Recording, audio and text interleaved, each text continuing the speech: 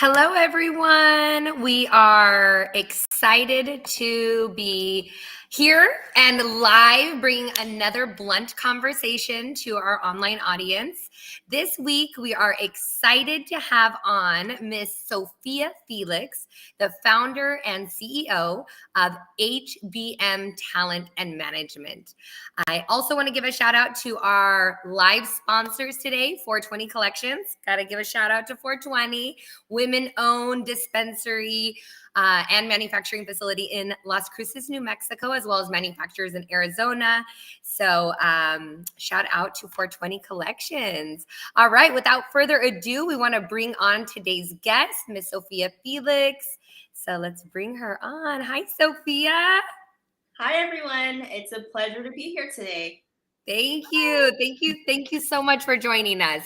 It's just an honor. I was reading through your bio and it is really impressive. So maybe you can take a moment to introduce yourself and just tell our audience a little bit about yourself. Absolutely. I'm Sophia Felix. A lot of people know me by Sophie. I'm co-founder and president of ICBWA, and ICBWA stands for International Cannabis Consulting Businesswomen's Association.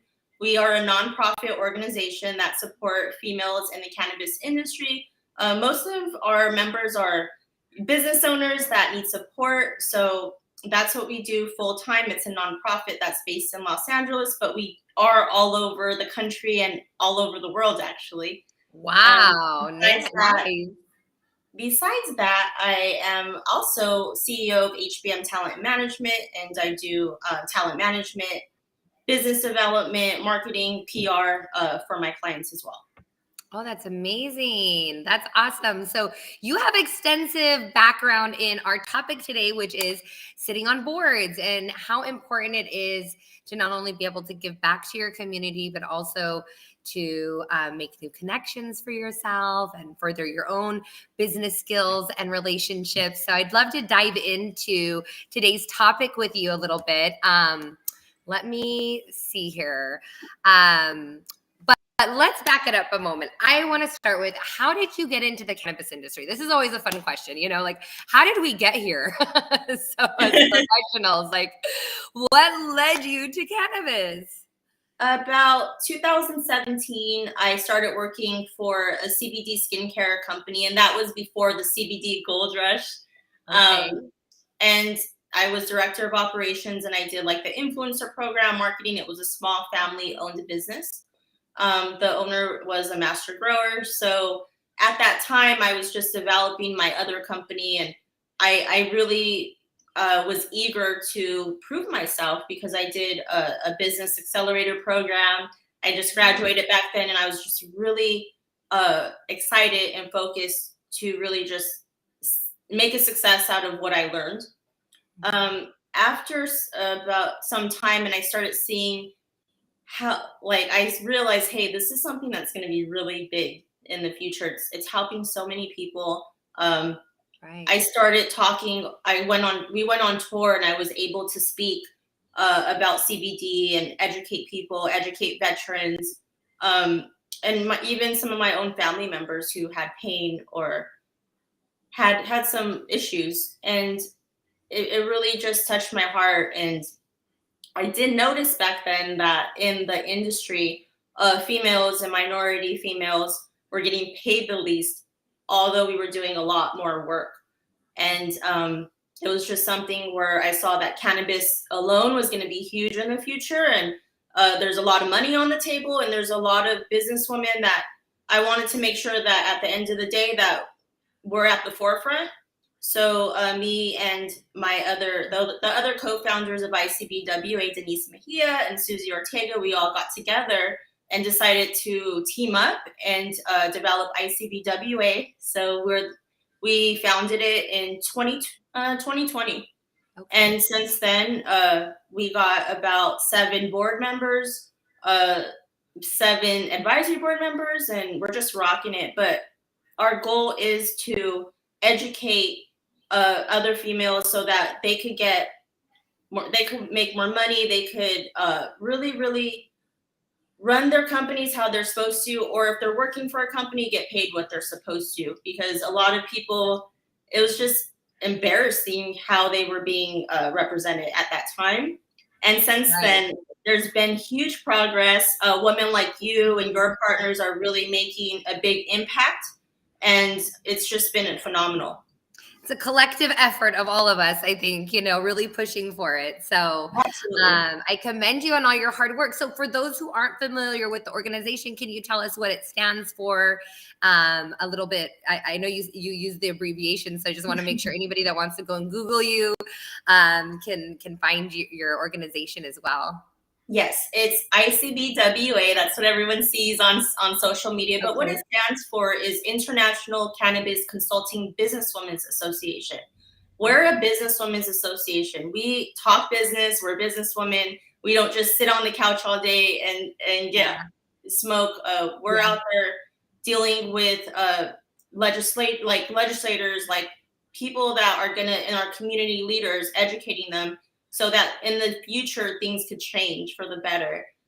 You could find our website, www.icbwa/ca.org, for all information or to become a member. And right now, we're actually doing a 50% off for membership, a special discount. Okay, wonderful. That's amazing. I mean, just the work that you've been able to do over the last few years, like you've already seen a change and an improvement to the industry. And I think that speaks measures for the work that you all are doing, especially in your market. I know California is a whole nother beast, right? So, and so maybe you can talk to us a little bit about your consulting agency as well, and how that kind of ties into the work that you do in the cannabis industry.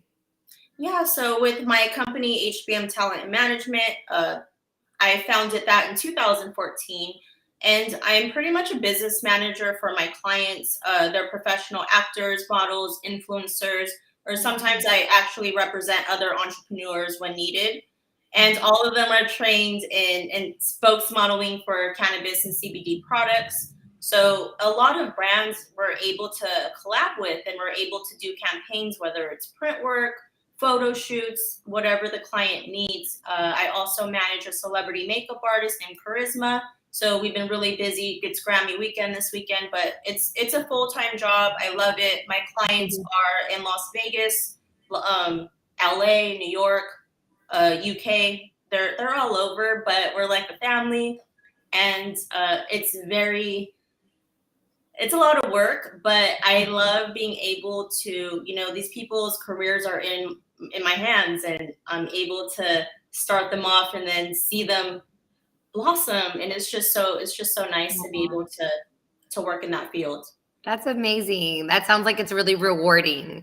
In a lot of ways, you play as a mentor for a lot of these folks who are, looking to you for guidance in their career. So you play a huge role in their lives and their professional career and trajectory. So that's beautiful.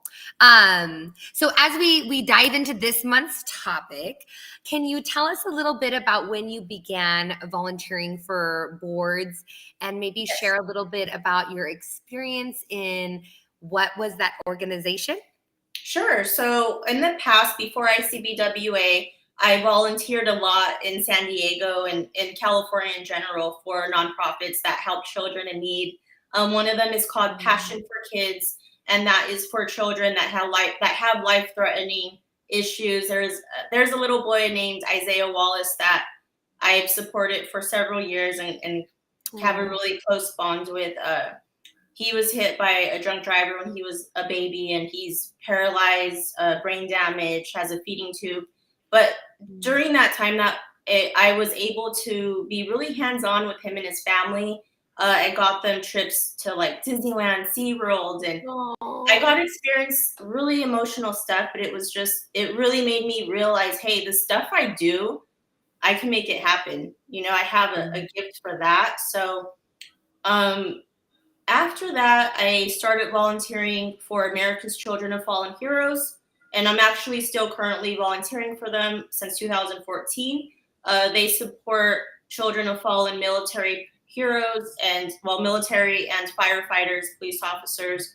and they have a dream development program. So that's pretty much to help the children realize their American dream and then go after it. And I actually kind of did the program myself about 10 years ago, the process, because the executive director, Chaplain Tig, he is still my mentor, mentored me back then. So the founder of Passion for Kids, Linda and Charles, they mentored me back then, and Tig mentored me, and a few other business mentors, and they kind of just molded me into this badass that you are. Let's not be shy with it. They're just wonderful. They loved me, but they also challenged me and put me in those situations where it changed my life. So after I realized, okay, I love doing charity work. When ICB, when that opportunity came up, I felt like it was right for me. And it was something I saw that was needed and I wanted to get on board with. So that was how I got into the charity world, and I'm always going to be involved. Well, I have to say that really touches my heart, having a special needs daughter, medically complex situation myself, I can't tell you how much, even the smallest thing you think wouldn't make a big difference to us. I remember everyone along our journey. My daughter's a Make-A-Wish kid, and she got to meet Justin Bieber, and it was just such a beautiful organization. And the people that volunteer behind these organizations really do change lives. So I just want to say, the work that you're doing is beautiful. So I think that I keep saying everything is beautiful today, but that must be my favorite word. I didn't know about your background and your daughter until after I met you guys and after the first 2 blunt brunches. And I was like, wow, I really had a lot more, I really was inspired by your story and how I didn't realize that, you're really passionate about what you do because you're dealing with it every day.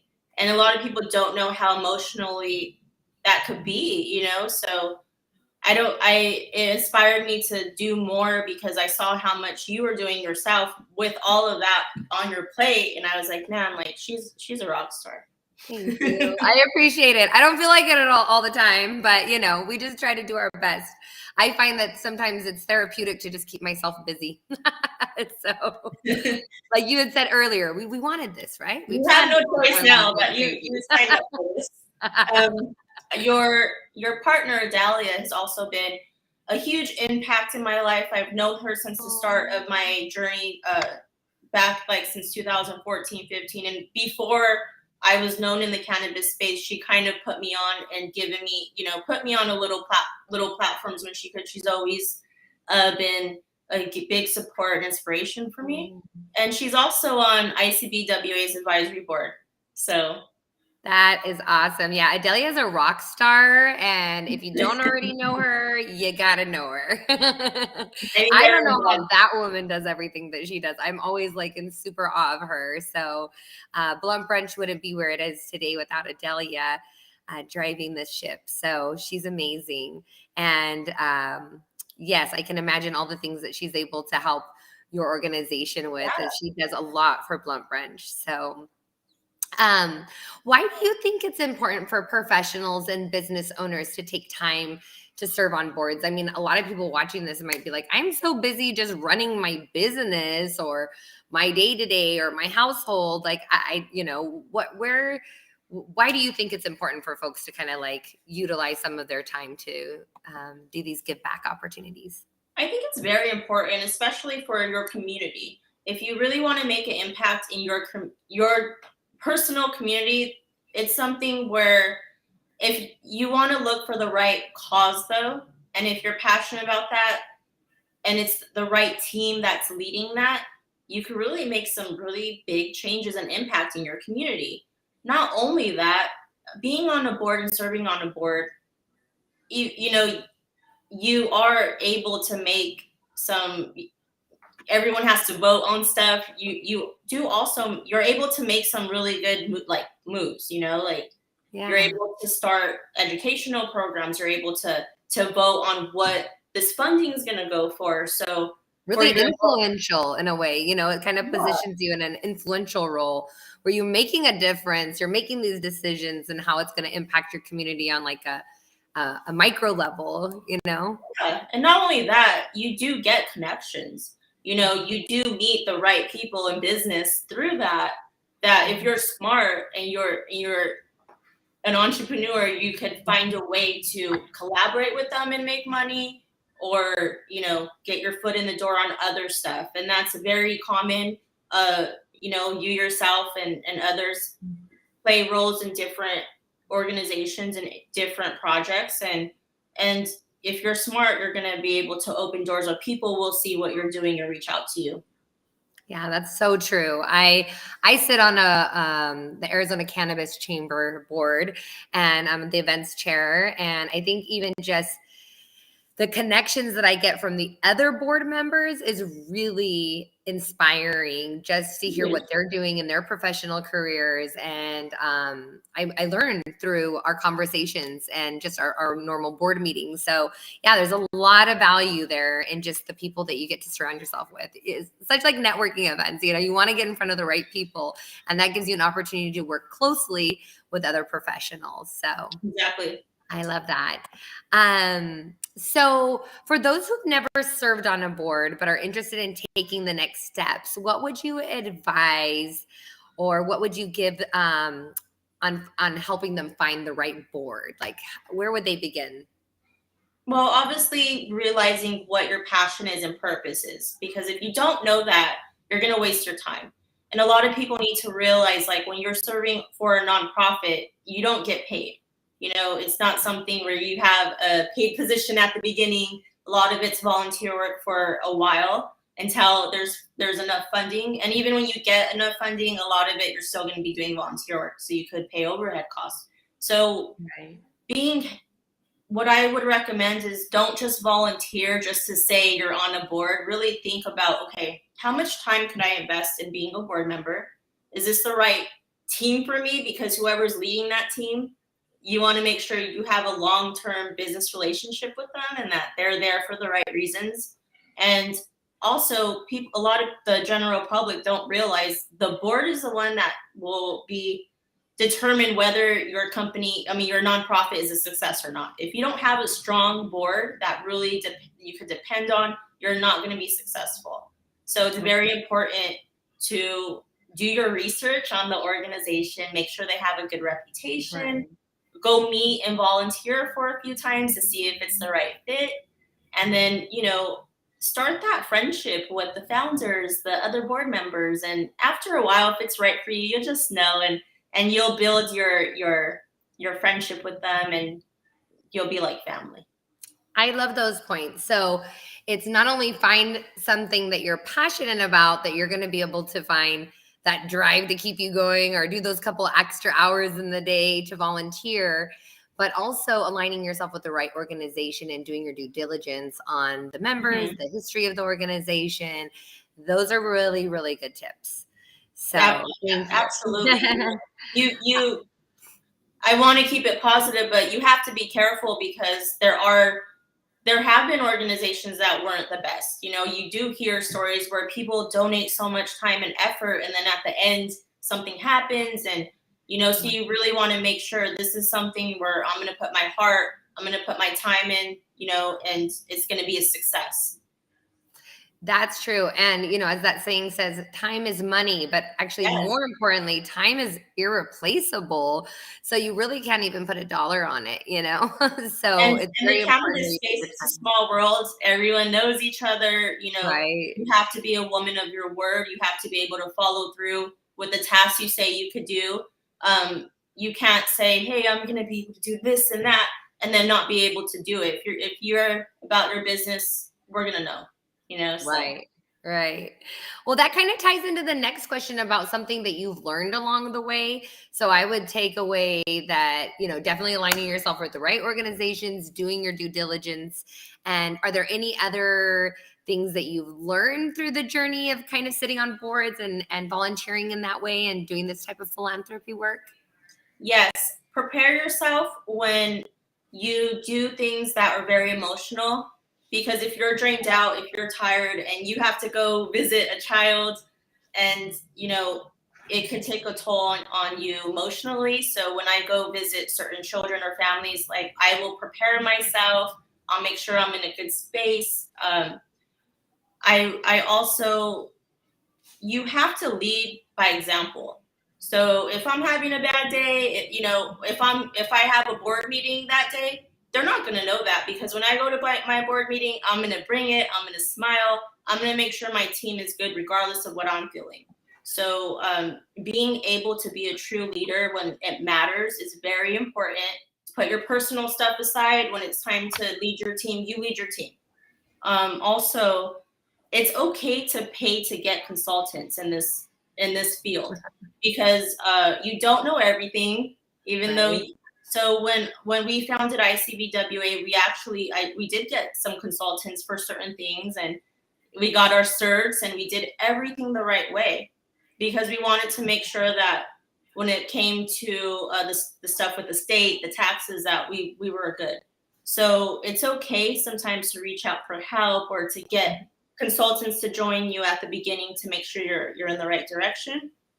And also just live in the moment, have fun.